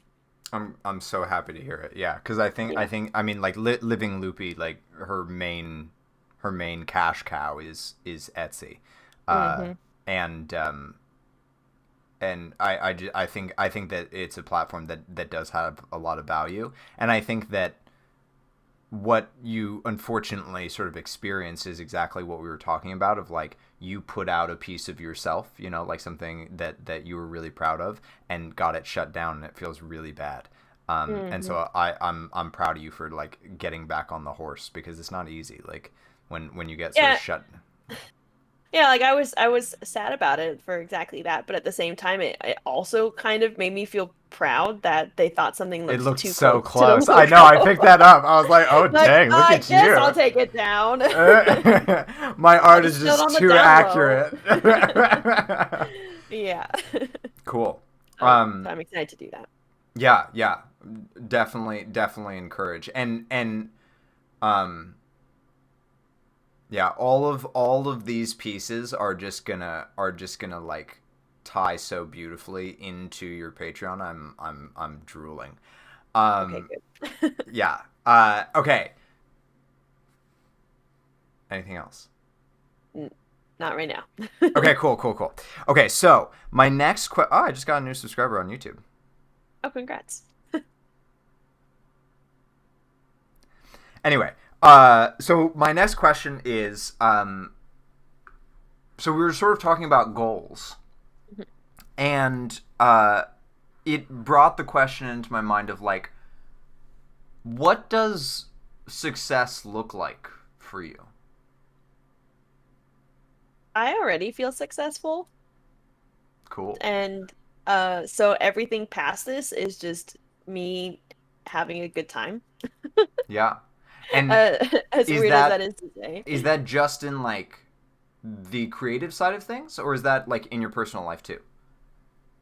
Definitely both because this is not a job that I want long term, like as a researcher working in a lab setting. I'm actually going to apply to grad school for next year, so it's not something I'm going to keep for a while. But the fact that I was able to get to this point where I have something that I could very well call a career and get all these valuable skills, I would definitely call that a success. And like when I told my family I was getting promoted, like they would just couldn't be happier because it's taken me a long time to get to this point. Yeah. So that was definitely a success there. I think with everything that happened with COVID, where I had lost my job for a while, I got into a car accident, lost my car, all this shit happened, and to be able to come up from that and be 10 times better than I was, I feel like that's very successful. But then Absolutely. also because of that, because I lost my job, being able to focus on my art and actually like I was asking people for like commissions and stuff just to kind of help out since I lost my main employment or my main revenue, or yeah, I guess Revenue revenue. stream. No, well, no, not even from that, like from my job. I wasn't making any money. I was only on unemployment. So being able to fully focus on my stickers was a really good opportunity as well. And I think without it, I wouldn't have had as much success there. Because I was making, I did the vulture design, and that really, really helped. And the three of them, and then also just going out to my zookeeping page, just asking for people for work was really, really helpful. And so because combined with my really good job, where I don't have to depend on the money from my art, I do feel successful. Like I'm not making money left and right from my art. It's more like I get these little projects here or there, and then I get paid for it, and that's where the success is. But if I didn't have a job with it, then I wouldn't call it success yet. Because Yeah. I'm not, it's not livable by any means, but it's just like Right. something extra. Right. So, And real quick, just something that I sort of like forgot to mention that I want to like call back to. You had mentioned like with Etsy, you're not as worried about like copyright things and things like that because the work that you're doing is much less sort of like based off of like Disney or like Nintendo or whatever. mm, And I think that that is a really cool indication of like your growth as an artist. hmm I think that you've really grown as an artist, and I think that it's going to be really cool to see if you do. I honestly, Pyro, I don't even know if you're gonna stay in the Twitch sphere. Like I can totally see you like drifting off somewhere else because I think that Twitch is like fun for you, but I hmm from this conversation, what I'm picking up is that like that's about it. Like all of this other stuff with like your sticker design and everything, like even at the beginning of the interview, like, that's the first thing that I want to talk about. And so hmm like the way that you are creating a business out of your art on all of these different platforms seems to be sort of where the real passion is. hmm And but that being said, I think that if you do stay in the Twitch sphere or keep connections with it in any way, I think that one of the another interesting avenue in terms of sort of like where your art development can continue is emote design, because I think that Oh yeah. emotes have like a very particular like meta, so to speak, like what people sort of look for in emotes. And I think that like seeing you learn that and seeing you sort of like um, you know uh, start to incorporate that into your art business, I think hmm could be really interesting. I don't think that it's necessary, but I think that it could be really interesting and also just hmm sort of an opportunity to um, you know continue to develop your art. Yeah, while at the same time staying in touch with Twitch, even if I Right. decide to not stream anymore. And it's funny, I did have something I wanted to bring up about doing emotes. I actually, and it kind of ties into what we were talking about me raising my prices and knowing I'm worth the time that I put in and whatnot. I actually had a friend come up just a couple weeks ago who asked me to start making emotes for him because he just got affiliated, and he wanted like a I don't want to say too much scripters, but he and I would have been honored. I was honored he thought of me to make them for him. But then he said he wouldn't be able to. He did the whole I can't pay you, but exposure Right. kind of concept. And he's not in from this country, so I don't know if it's a thing that's really like well known in other countries as well about how like that's kind of like an unspoken rule, like don't ever offer exposure to replace pay. And I was very nice. I ended up telling him I couldn't do it because I had so many other projects I was working on, and to invest that time in only to be shouted out every once in a while, like it's just it's I didn't say not worth the time, but like I didn't have the time to take that on. And so um yeah, it just goes back to me like prizing my worth. I'm proud of you, and I also think that I think that you do an amazing job in the brand that you're building about educating on animals, and I Mhm. think that as you that you are a very cool duality because you have both the animal education piece and you're also a really talented artist. And so Mhm. I think that something else that can be incorporated into your brand, and I think that you already do, like with the hour of like art stream at the start, Mhm. is art education and Mhm. teaching about sort of art etiquette, like the fact that you don't go up to artists and say, hey, will you give me free art for exposure? Like that's just sort of like very like simply taboo. So like for Mhm. instance, an example of this like in my sort of like sphere is that like when people come in and like come into stream and like promote their own stream, the truth is that I really don't mind it. I really don't Right. care. um but I do take the opportunity to educate about that because that's something that's Mhm. very important to me and to my brand.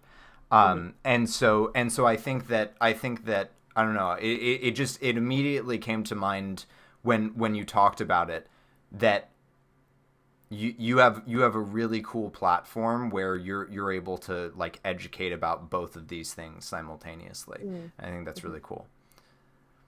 Thank you. I've been Yeah, wanting to actually I was in somebody else's art stream and someone came in and was like, "Hey, do you have any advice for someone who's just not getting into painting?"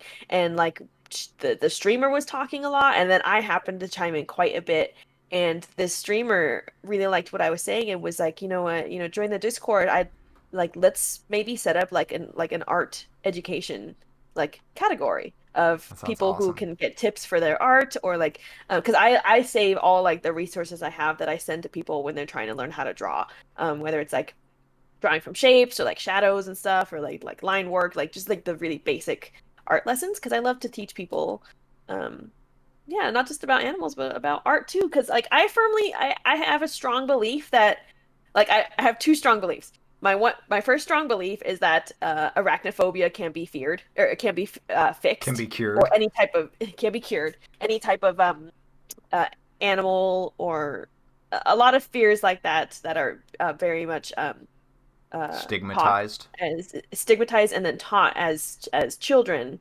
Oh, squish that bug, it's scary, we don't like it. I feel like a lot of that can be cured very easily if people are willing to take the time to work with it. That's my first Belief. belief. My second belief is I feel like almost anyone can learn how to make art. Hmm. Depends on the kind of art, but I feel like anyone is able to. Like a lot of people are like, no, I'm just not creative, blah blah blah. And I'm like, I'm not that creative either. I'm really, really good at drawing from references, but if you ask me to come up with something, I'm so bad at it and like I get really nervous. I Like had no idea. when you know exactly how that is. So it's like, everyone has their own Niche. niche exactly in when it comes to making art, and I feel like anyone can learn how to do it. You just kind of have to invest the time into learning. I think people are like, "Oh, all I can do is draw a stick figure." Yeah, but draw that stick figure a billion times. You're gonna get really good at drawing it, and then you're gonna know how to change it that little bit just to make it into what you're actually trying to draw, which is a more anatomically correct stick figure or a stick figure of a dog or something like that. So those are my two firm beliefs, and so I try to help people kind of realize that. Like I didn't wake up overnight or and become a good artist. Like I've been drawing ever since I can remember, and I've Yeah. taken tons of art classes, and that's why I'm how I am. So people just have to realize the same. Do you mind if I ask you about something sort of businessy? Sure. Uh, you remember Ryu's art Discord? Is it still in operation? No. No, no, Okay. she shut it down because it kind of died down a little bit, and then I think she just didn't want to keep up with it, so she closed it. Have you found another place like that? Because my understanding, and correct me if I'm wrong, but my understanding was that you actually did get a lot of fulfillment out of that place, that you liked that Oh place a yeah. lot. Oh yeah, well that's where the sticker design first came to fruition, was when we had a little art challenge, like a battle royale challenge where we would make pieces of art. Right. Um and then people would pick which one they liked and then we'd go to the next round and stuff. So that's where the sticker design came from. And then I was responsible for doing the art education where we had like a weekly or a monthly lesson where we just talked about a specific topic. And it that never was a success, but I think it was because it was a new thing and it was kind of uh, introduced when the channel was already dying. But I loved that idea because I love like talking about like how to do something when it comes to art. So no, I Okay. haven't found another place like it. Well, there is a Discord I'm a part of where they do a drawing class every week, but it's such a busy server that I haven't really stayed in it and made myself known. So Okay, there's so like little Discords. here's the businessy business part for you. The businessy business part is I think that you're aware just from, being around me for a long time that I am sort of obsessed with artists. I love artists. I think that they're the cat's pajamas, the bee's knees, the best thing since sliced bread. And Oh wow. I would very much like to um I always loved Ryu's idea of that, and I would Mhm. very much like to, uh, I don't know, like follow up on that idea and sort of try to make it a thing. And Mhm. I have this Discord that that you're in and aware of, Mhm. called the Ponzi scheme, Mhm. where it's all about content education, and I would love to incorporate art education into that. Mhm. Um, and so I would love, and I don't think that now is a good time to do it, but I would love to talk to you about Mhm. um, how we might make that happen if that was something that you were interested in. That sounds amazing. I would love that. Okay, all right, cool. So Yeah. I'm gonna write that down for Okay. something for us to talk about. Okay. Ponzi scheme, art education, or art addition to server. Let's call it that. Um, cool. So I tangented, but I wanted to get back to this idea of success and ask you. I loved your answer because I think that your answer illustrates that you can like be where you're at and feel successful, and also you know still want to grow and still want to do more. Like you said, I feel very successful. This isn't my long-term job, but I still feel very successful. Mhm. And so I love that answer because I think that a lot of people feel like I think that a lot of people chase the dream and don't pay any attention to the journey whatsoever, Mhm. and therefore never reach their dream Mhm. because they're so focused on this up here that they're not actually providing any real substance along the way, and so they Mhm. just sort of stay where they're at. And that being said, I am also just sort of personally curious. What does it? Do you have an idea of what it looks like up here for Pyro? Well, like I said, I did want to go to grad school next year, or hopefully next year I have to start looking into schools. I think because of the different jobs that I've had and like having Twitch and everything, like clearly my passion is education, Yeah. like the rest of my family. And I love talking about animals specifically, but I also love the environment as well. If you like podcasts, I don't, do you like podcasts? Yeah. Do you ever listen to podcasts? So one Yeah. of my, it's probably my favorite podcast, and I don't listen to a lot, so like there's Is it not your a lot. sister's? No, it was actually she only got featured on that one. Oh, It wasn't something she oh, was doing consistently. oh. I actually don't Okay. remember if I listened to it. I don't. I gotta go find out if I actually listened. I think I did. It's been so long, so long. But this is a podcast. It's called "How to Save the Planet" or "How to Save a Planet," Okay. and it's by a doctor in marine biology and then a podcaster, and they discuss all these different issues surrounding the causes of climate change, Mm-hmm. um, what kind of changes we need to make to better the planet, and then also how to make those changes. So it's like a three-step process. Awesome. And I find myself every time I listen to that podcast, I'm so inspired to just make these little changes in my life to better the planet, hence eating less meat, whether it's recycling a little bit more, like all these little things right here. But then also going above and beyond and wanting to teach people about that. I Right. love educating people about ecology and climate change and things like that. And so ideally, I feel like that's kind of a route I'd want to go. Like if I'm so passionate every time I listen to a podcast about it, I feel like I need to go that route. And so I think environmental education is my next big step. And I was telling this paleontologist on stream about it. He was asking like what I wanted to go into grad school for, and I said environmental education. He said that's exactly what we need right now because the only way that you can make change is on a bigger scale is by convincing other people to make change. Right. And that's something that I find passionate in, is whether it's educating people about animals or just bringing awareness to people in any field, whether it's animal care for their own pets or endangered species out in the wild, or in this case, art education, things like that. Like that's really my passion. And so there's a lot of jobs you can get with that. And so that's like my biggest job, my dream job is something in that route. I don't know what kind of job, but there's a lot of opportunity. Even if I became a teacher in the end, I feel like that'd be a very successful um feeling for me. Totally. Totally. And so do you see in that we're going to we're going to go there. We're going to go to Pyro's fantasy full Ooh, success universe, okay? oh my. In that fantasy universe, do you see like podcasts and like streams and like those sort of like let's say Pyro is a teacher, okay? Let's say that's the end result. Do you see those things orbiting around that planet, or do those things fall off over time? I do actually consider podcasts quite often. I don't know what I would discuss. I don't know how I would do it. I don't know if it would be just me or with somebody else that was in a similar field or something that had more, someone that either was more knowledgeable than me in that field or someone that was more in the podcast field or something that was someone that was equal. But I think that would be um, awesome because I love talking about it. Cool.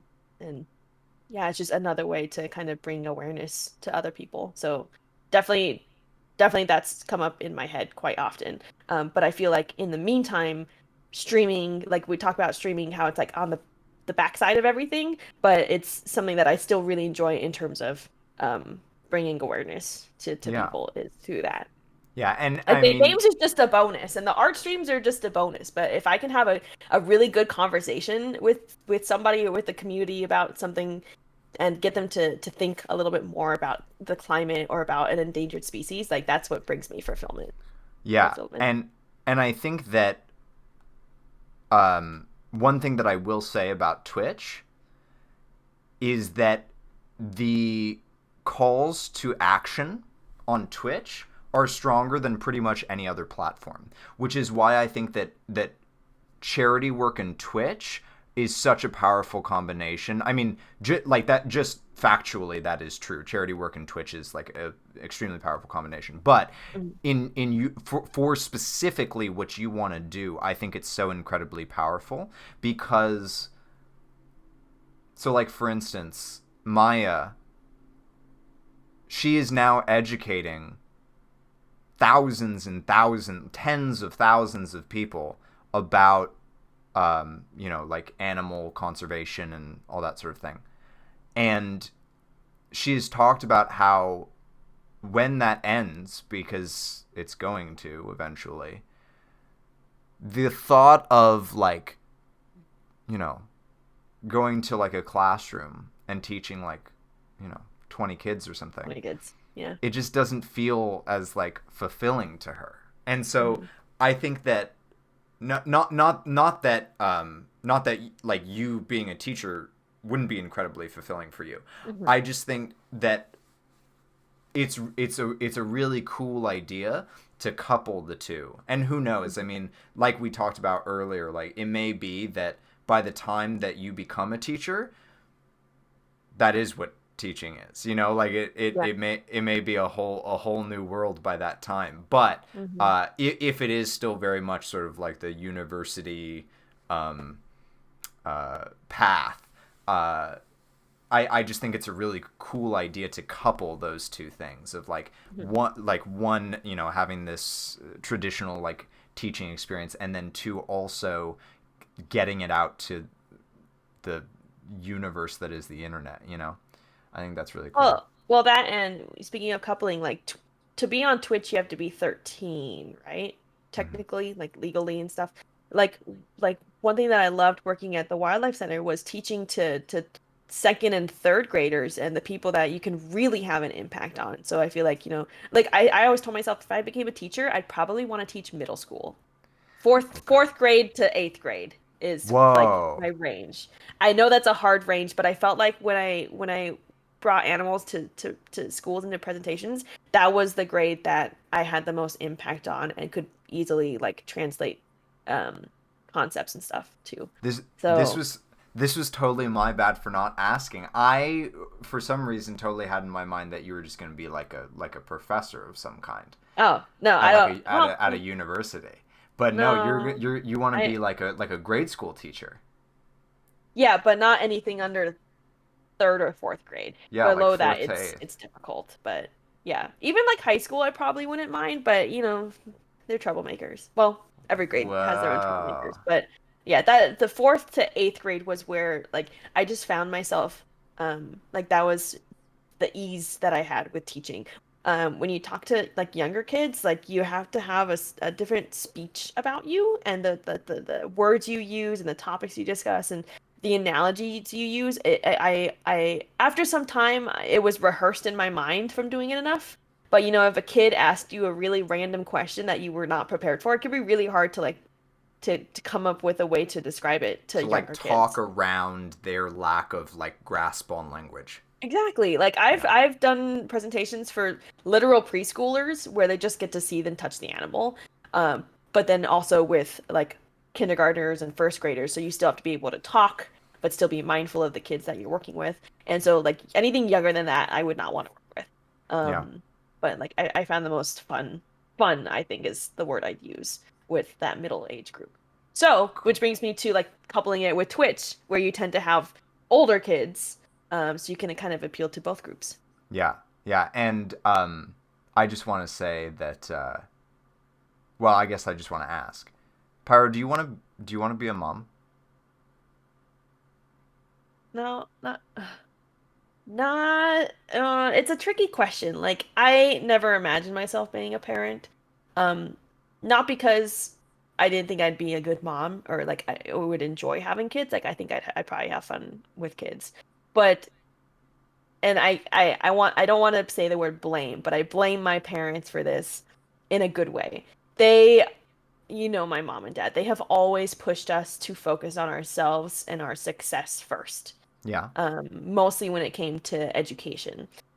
Only now are they talking, is my mom saying, like, oh, yeah, I found these old clothes, if I ever have grandchildren. That was never a thing that was discussed until, like, we all became, like, had serious relationships Yeah. and are all successful in careers or work or school or what have you. Um, but I think because of that, I'm never thinking about like planning my life around kids. It's more like if, once I'm done with school, first off, I want to be completely done with school. I don't want to have to ever even think about going to school and having kids at the same time. Um, but then also like I want to do so much in my life. Like I'm already so freaking busy. Like how am I supposed to have time for children? And then the whole idea, like with me and thinking about the environment, like children, like it's two things. It's thinking about how costly it is to have a child, Hmm. first off. And then also the whole concept of, bringing somebody into this world in the state that it currently is in. With all the physical like climate change problems like pollution and overpopulation and things like that. And then just like there's so many people already that if I was to have a child, I'd probably just end up adopting in the end. Hmm. Um, give somebody else a home. And I'm the whole concept of being pregnant and giving birth is something that does not make me happy. So, Gotcha. but it's like way like my last priority, like once I'm satisfied with where So I'm at. So, so what I'm hearing is that it is an option. It would probably be adoption, and right now it's a very long ways off. long ways off. Okay. Yeah, if Okay. I was to do it. Cool. Cool. I just I'd rather be than the cool aunt, if anything. as soon as you started talking about educating children, I just saw Mama Pyro, Mm. and it was kind of hot. Anyway, Oh, so I'll just be the aunt.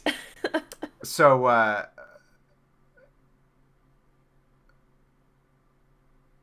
the sort of last section that I want to talk about is I've um I think that I've been doing it a little bit. You know, I've sort of been offering like tidbits here and there, but mostly I have been sort of like listening and like reflecting on on things that you've said, and I wanted to ask just sort of explicitly, is there anything in particular that I can help you with, that like you're struggling with, or that you're really looking for, you are not sure about, anything that I can help with?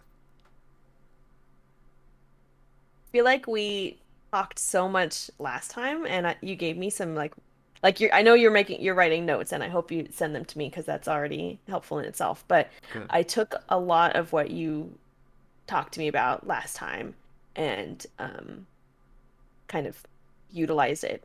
Um, One cool thing that I was thinking about it earlier was when we changed my username last time Yep. from Pyro Freeze 5793 to just Pyro underscore freeze. Yeah. And that has never been such a good decision. What's Uh, that? because when I come into chat now with like random people or something like that, and they see the name just Pyro underscore freeze, I've never received so many like compliments or like just like oh, that's an interesting name. What made you come up with that? Or I love that name.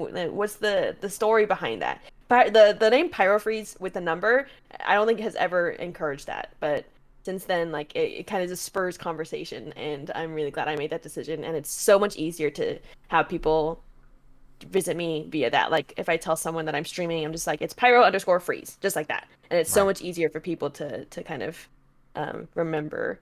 And so that was a really good decision back I'm then. so happy. I'm so happy Yeah. to hear it. Yeah, it is. It is sort of weird how powerful such a simple thing can be, huh?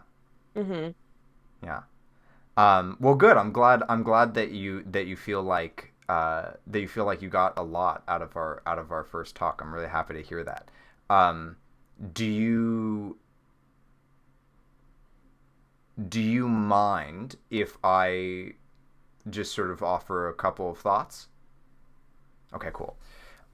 So the first thought that I have, Can I um, also make notes, or you'll just send these thoughts to me as I will well? send these thoughts to you. You don't have to take notes. Okay. This is all for your I'm benefit. relaxing. Yeah, I want you to just be able to sit back, relax, and take it all in. Cool. Um, the first thought that I have, and I guess ultimately they're the same thought, but sort of like the concept and then the execution.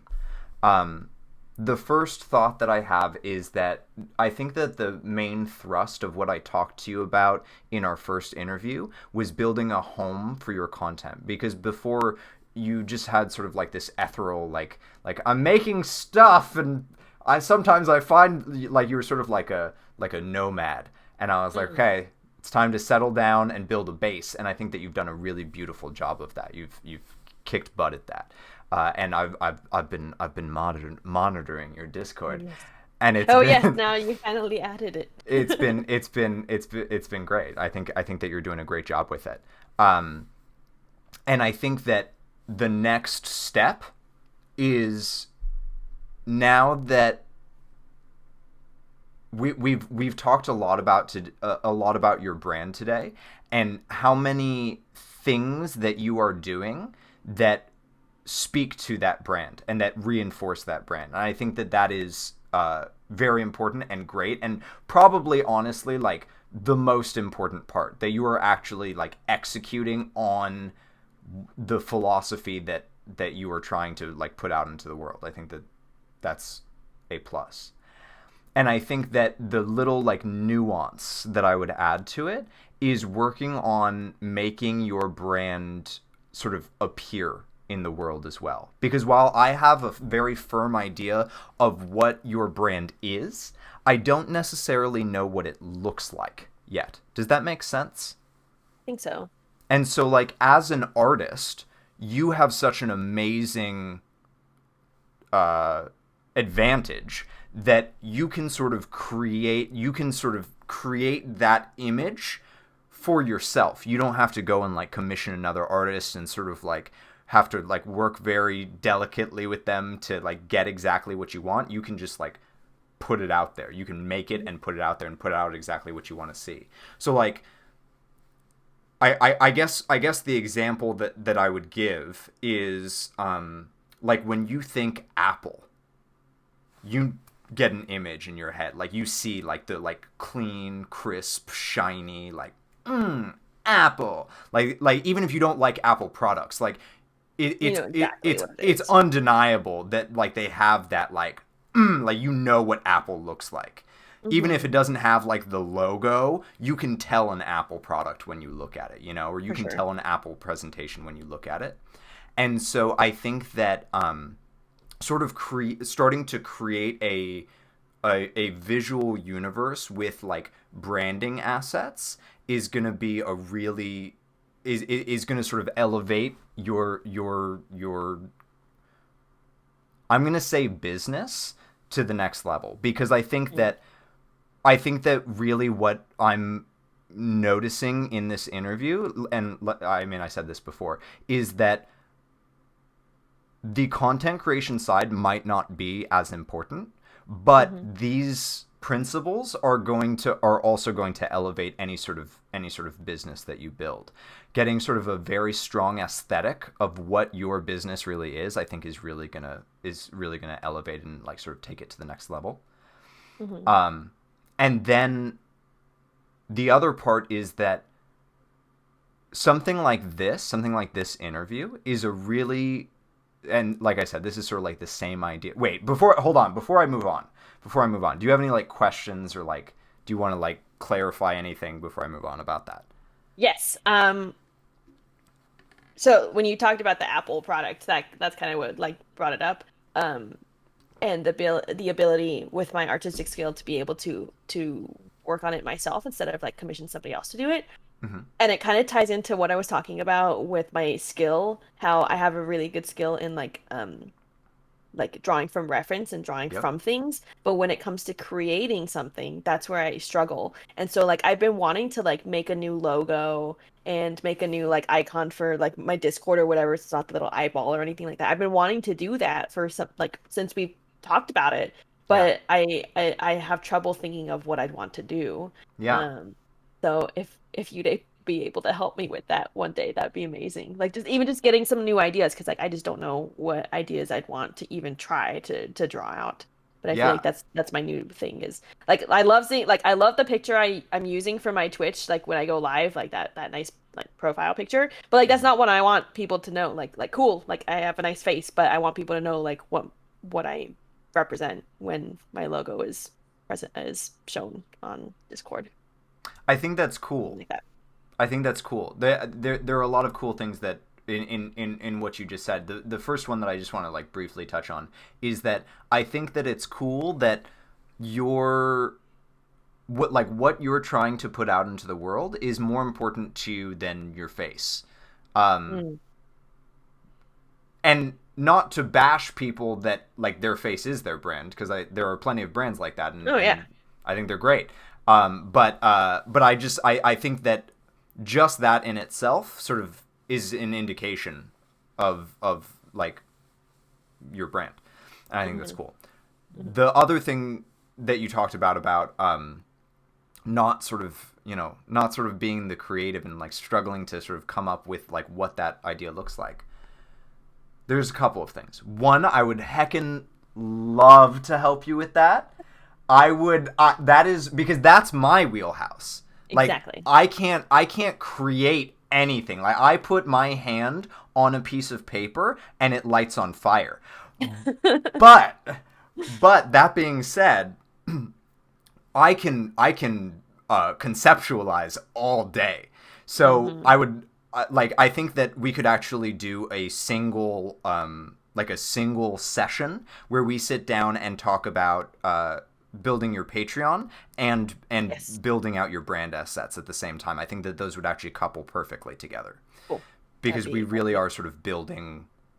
Patreon is putting out into the world and saying, "Hey, world, I have value. Come support me for being me." Like that. I hmm think I think that that's really what Patreon is. And so, like having these brand assets to release with your Patreon would just make it even more hmm exciting because you're like, "Hey, like you've heard about me, you know what I'm about, but now you can see what I look like." Like I think that hmm that is I'm like I'm creaming right now. Oh God, please don't So watch this, mom and dad. so yeah, so I would love to help you with that. Okay. The other thing though is that I also think that that is just like emotes. I think that that is a an opportunity for you to like hmm continue to sort of grow as an artist. And I hmm think that your ability to use references is actually an asset and not a detriment against you. Because Oh, I think that, absolutely. yeah, I think that like what you can do is you can just start by sort of like looking around at references and find ones that really speak to you, find ones that really stand out to you and you're like, I really resonate with this. This seems like my brand. And then what we can do is when we sit down, we do like Patreon and your brand image, we can I can look at that and be like, okay, like I know where we can go with this. And then I can like talk to you about it and sort of almost like give you like a commission, so to speak. But it's for you. And then hmm you create it because you're Yeah. fantastic at that. Cool. Yeah. So let's heckin' do that. Okay. All right, cool. And then the other thing is that any other questions before we move on? It's just a comment, really. It was something else I wanted to bring up. I have a friend who does video editing, Mm-hmm. and so now she's going to take clips and my VODs and start doing content with that as well because I don't know that. And it made me so happy I was able to support her financially to make that. So that's just a little bonus thing that I'm very excited that's happening is You know what the making next not thing I just was going to talk about was? what? Forking YouTube. Oh, hey. There you go. So the reason I was going to talk about YouTube, like I said, it ties into this, is because talks like this are really great for sort of encapsulating your brand. Like I think that if someone watches this video, they get a very good idea of what you're all about. Hmm. And that's really cool and great. And the reason that we can sort of do that is because this sort of medium allows for that. And I think that Twitch and live streaming in general doesn't do as good of a job as doesn't do as good of a job allowing for that because Is with Twitch it's so free form and um, there's so much like dead time, so to speak, you know, like versus like an intentional video that it's Mhm. harder to sort of like encapsulate what you're all about.